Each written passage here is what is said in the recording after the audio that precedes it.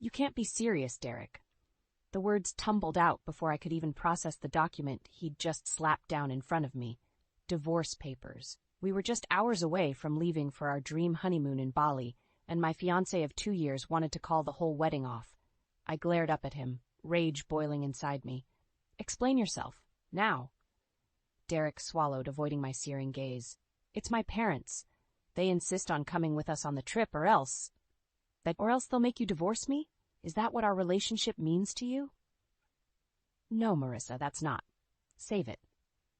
I held up a hand. Blood roared in my ears. After all my efforts navigating his manipulative family, he still bent to their every command. I refuse to spend my honeymoon catering to your overbearing mother's ego. Please try to understand, Derek pleaded. It's just how my family is. Traditional. They feel like they should be included in all major events. I crossed my arms. And you didn't think to mention this sooner? We sent out the invitations months ago. Everything is booked. I know. He slumped down in the nearest chair. I thought if I told you earlier, you'd call the wedding off. Mom insisted I wait until the last second. Cold fury washed over me. So this ambush was strategic. Evelyn deliberately chose our weakest moment to force her demands. Now the coward expected sympathy? I met his watery gaze, anger broiling inside me.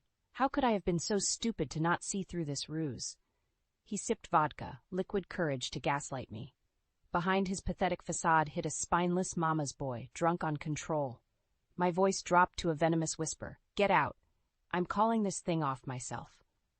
Panic flashed across Derek's face. Marissa, please, we can work through this. He reached for my hand. I recoiled sharply. Don't touch me. It's clear where your priorities lie, and frankly, I refuse to play second fiddle to your lunatic family.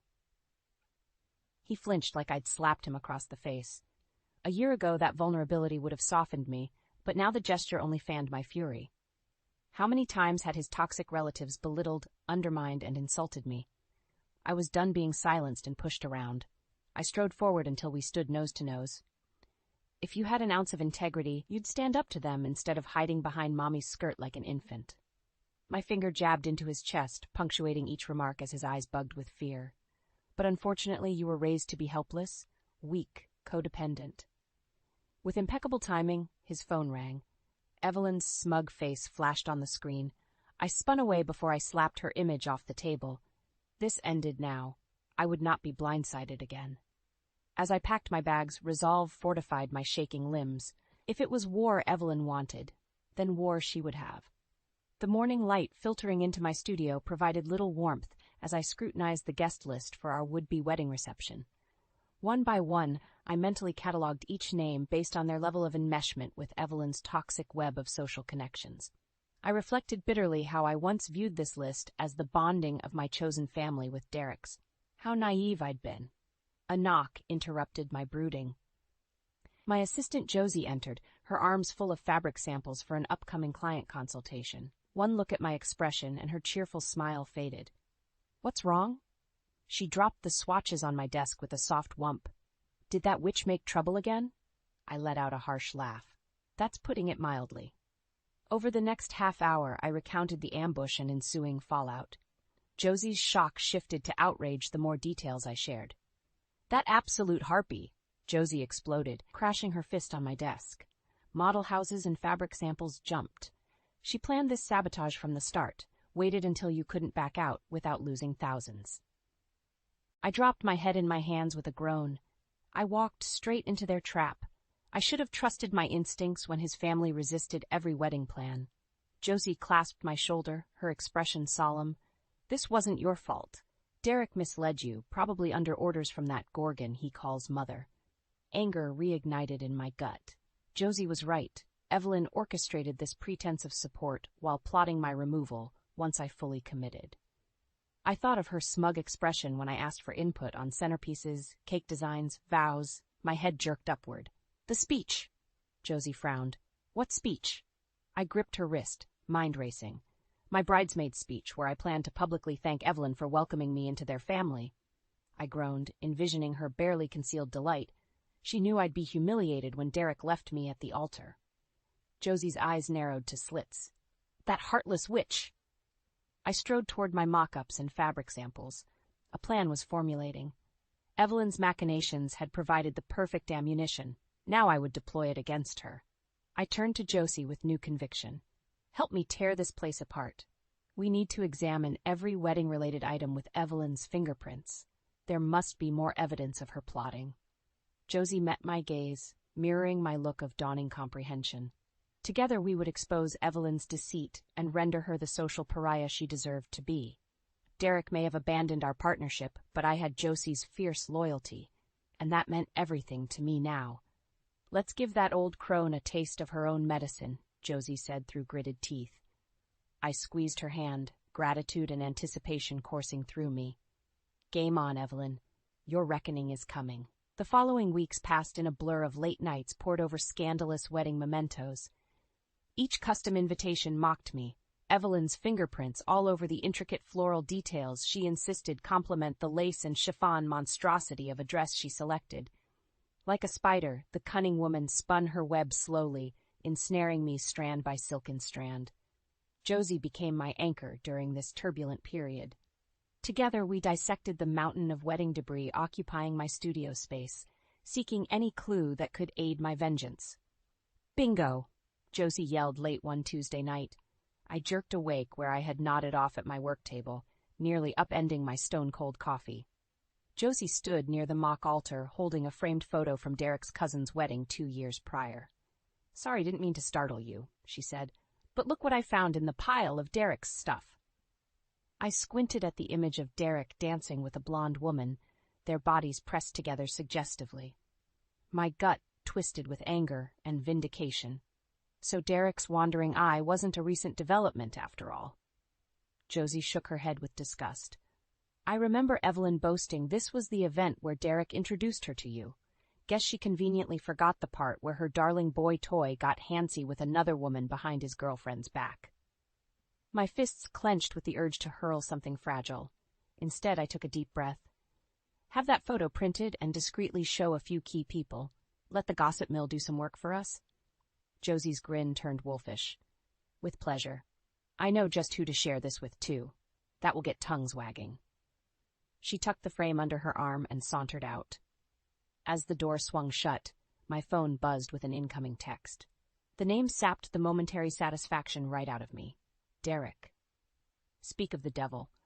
I stared down at the screen, debating between ignoring it and indulging my curiosity. Curiosity won out. Derek. Hey, babe. Mom's still pretty upset about us postponing the wedding. Wants to meet up to clear the air. I scowled. The gall of that woman playing innocent while her spineless son begged me to reconcile with her. Evelyn orchestrated this entire debacle. If anyone owed apologies, it was her. Still, the text presented an opportunity. Perhaps I could covertly gather intel for my brewing plot. And honestly, I craved watching Evelyn squirm when she realized her machinations failed. After some consideration, I typed a response. Me, fine. Meet me tomorrow at our old cafe, just you and me. Leave your mother out of this. Derek began typing immediately, but I silenced my phone and headed home before he could worm his way back into my thoughts further. I needed rest for the performance of a lifetime tomorrow. Evelyn would rue the day she chose me as her adversary. With Josie's help securing damning evidence, I would avenge myself yet. I arrived at the cafe early, surveying the space like a cougar seeking vulnerable prey. Fortunately, the quaint shop was nearly empty, save a few patrons nibbling scones with textbooks or laptops. I selected a small table in the back corner, ideal for monitoring the entrance while remaining inconspicuous. Right on time, the bell above the door chimed. I glimpsed Derek's sandy hair first as he scanned the room. His shoulders sagged with relief, spotting me tucked away. Odd. I expected to see his mother latched onto him despite my explicit request she not attend. Derek approached my table cautiously, as if nearing a hissing viper instead of his ex-fiancée. He cleared his throat. Hey, Marissa. Thanks for agreeing to meet me. I gestured curtly to the seat across from me. Best to get straight to business since he decided to follow my instructions for once. Might as well use the opportunity for intelligence gathering. As Derek settled into his chair, I crossed my arms against my chest as a makeshift shield. His eyes held that familiar puppy dog look I once found so charming. Now it only amplified my disgust. How could I have loved such a feeble coward? Well, I prompted when the silence stretched uncomfortably. You insisted on this little chat, so speak. He winced at my biting tone. Right, I know tensions are high lately with my family. I cut him off with a sharp laugh. Are you seriously trying to blame your mother for ambushing me with divorce papers days before our wedding? I'm aware of her manipulations, but you stood there holding the dagger, Derek. I didn't want to. He held up placating hands to halt my tirade. Mom gave me no choice, said I had to show my loyalty or she'd cut me off. My lip curled with disgust. So it all came down to money then? I leaned forward. Time to poke the viper's nest. Well, you chose, and in doing so revealed exactly where we stood all along. That backstabbing display proved our relationship was a sham. Derek visibly paled. Come on, Marissa, don't say that. I still care deeply for you. His voice dropped. I was just protecting our future. I let out an acidic laugh that burned my throat. Our future? Don't make me laugh. I gripped his chin, relishing his wince. The only future you were protecting was your own, spineless as ever. I shoved his face away and grabbed my bag, resolved to purge this poison from my life forever. His gasps and stammers faded behind me as I strode proudly into my hard-won freedom. I strode out of the cafe with adrenaline pumping through my veins. The confrontation went even better than I imagined. Derek crumbled under the slightest pressure, revealing his spinelessness and Evelyn's vice grip on him. My suspicions were confirmed. Their family orchestrated this sabotage for financial gain, caring nothing for my dreams they eagerly crushed. Well, no more. I refused to waste another minute dwelling on their toxic web of lies. As I rounded the street corner, focused on hailing a taxi, my phone rang loudly. I didn't need to glance at the name flashing across the screen to guess who interrupted my dramatic exit. Likely the sniveling coward wanted the last word to salve his wounded pride. What do you want, Derek? I answered briskly, my tone sharp enough to sever bone. An acidic chuckle answered me instead. Come now, dear, is that any way to speak to your future mother-in-law? I froze in my tracks, knuckles whitening around my phone. Evelyn, I hissed between clenched teeth. To what do I owe the displeasure? Her answering laugh oozed false sympathy. Oh, I just had the most distressing chat with my son. He's absolutely inconsolable after your callous treatment earlier. Red flashed across my vision. I trembled with rage barely contained.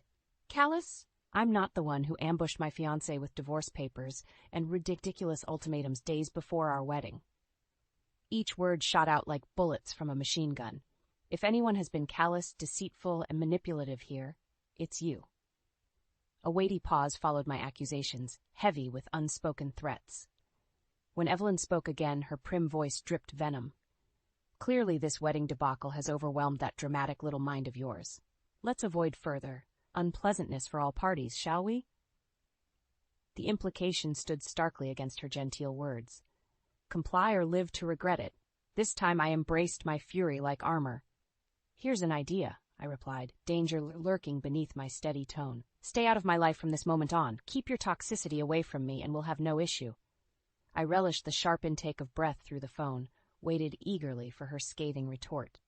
Instead, flat resignation greeted me after a taut minute. I see. Well then. Her icy words sliced the tense silence between us. I wish you luck finding someone willing to tolerate that disrespectful attitude of yours. You'll certainly need it with your deficiencies. I stood trembling on that busy sidewalk long after she disconnected. The final veiled insult echoed in my ears, an ominous portent. But this time I refused to cower before Evelyn's threats. I would have the last word. Squaring my shoulders, I continued onward with purpose, fueling each stride. My taxi waited around the corner, engine rumbling in anticipation. I slid inside, resolve stealing my nerves. Where to, miss? One glance at Derek's desperate stream of texts solidified my intent. The airport, I announced. I'm taking back my life. The tropical heat enveloped me like a heavy wool blanket as I exited the airport. Despite the late hour, thick moisture clung to my skin, an apt metaphor for the drama I hoped to leave behind. I breathed deeply, orienting myself in this foreign environment. The scent of salt and palm trees mingled with exhaust fumes as luggage-toting tourists filed past me to awaiting cars. So different from the carefully cultivated towers of steel and glass I designed, yet intriguing in its chaotic harmony all the same. As I headed toward the taxi queue, my burner phone vibrated, startling me from my contemplative reprieve. I grimaced, expecting another pleading missive from Derek, likely begging me to reconcile after his latest sob session with Mommy Dearest. The coward remained so securely apron-stringed I wagered Evelyn still taste-tested his meals daily. Instead, an unlisted number flashed across the cracked screen. Against my better judgment, I answered. "Marissa Winters," I stated briskly. After the confrontation with Evelyn, taking risks felt exhilarating instead of terrifying. A throat cleared on the other end. "Marissa, it's Richard Thomas. We met at Derek's firm Christmas party a while back." I racked my brain trying to conjure a face. Flashes of ugly Christmas sweaters and watered-down cocktails surfaced. Derek introduced me to so many of his colleagues that night, few made an impression. Except... "Richard, of course," I exclaimed, snapping my fingers. "You were the only charming person in the lot. How are you?" He chuckled. "I'm well. Listen, I apologize if contacting you seems forward, but I saw your RSVP cancellation and wanted to reach out." I bristled, preparing a frosty retort about gossip chains, but Richard continued sincerely, giving me pause. "Truly sorry if I'm overstepping, but from our conversation at the party, you seemed quite lovely and too mature for Derek's circle." He hesitated before adding gently, "I guess my instincts were right, considering the broken engagement." My defensiveness wavered at his somber tone. Perhaps word spread about Derek's family sabotaging our wedding far and wide if sympathetic colleagues reached out. Their deceit impacting my reputation fueled my next bold move. I smiled slyly. "Richard, no need to apologize for calling. In fact, I'd love to get coffee sometime and... chat." I put slight emphasis on the final word, implying more. He inhaled sharply, clearly not expecting my response, but he recovered smoothly. "Chat, huh? I'd be delighted. Maybe over dinner instead when you're next in town? It's a date." After finalizing plans to meet up in a few weeks, I hung up feeling re-energized. An attractive, successful man sought my company despite the gossip. Already my revenge stirred interest. Whistling to myself, I climbed into the waiting taxi, directing the driver to my oceanside resort.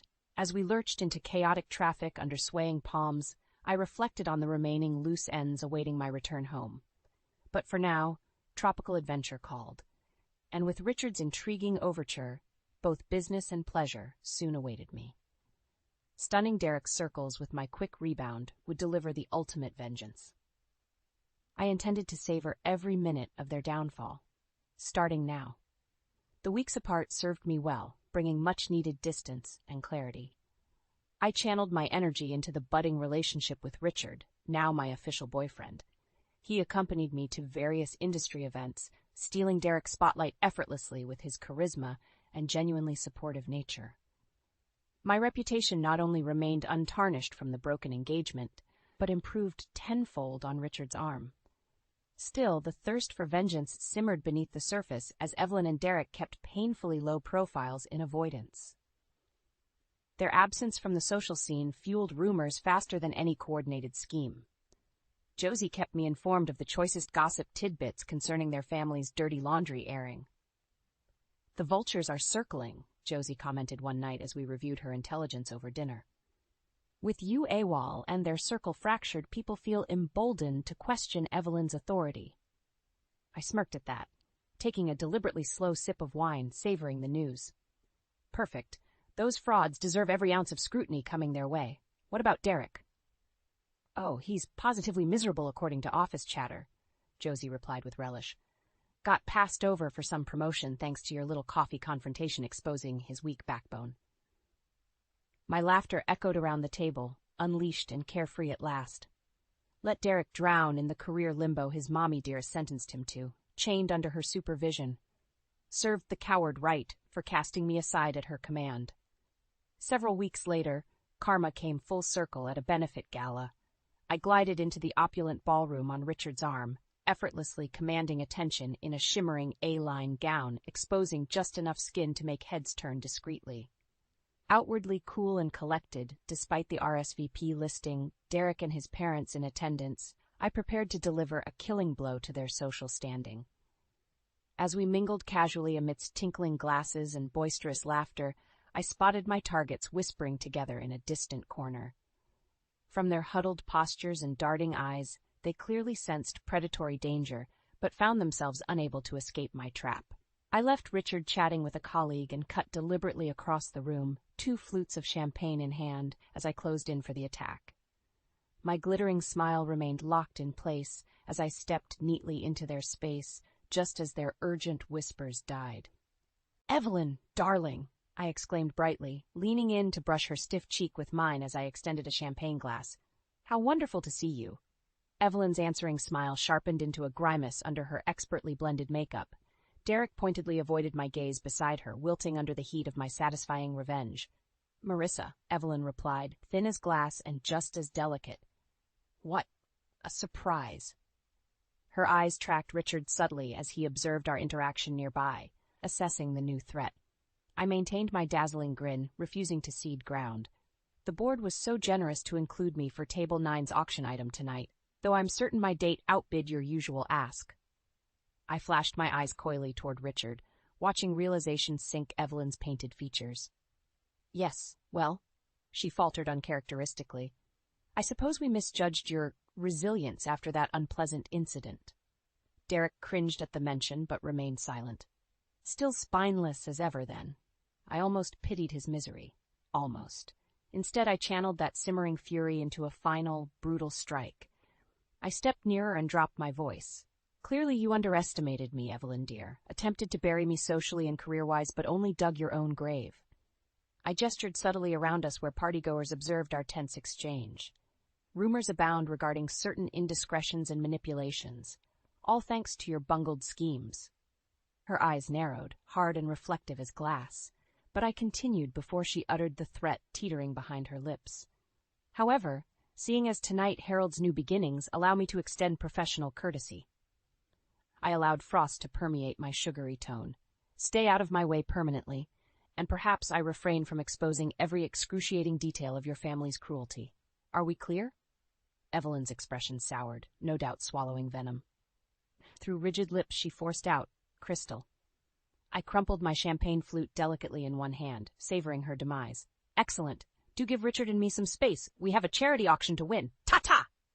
I sauntered away after one lingering look at Derek's crestfallen face, riding the ultimate high of sweet revenge. Their reputations smoldered in ruins thanks to my flawless execution. Now, at long last, balanced justice and freedom were mine.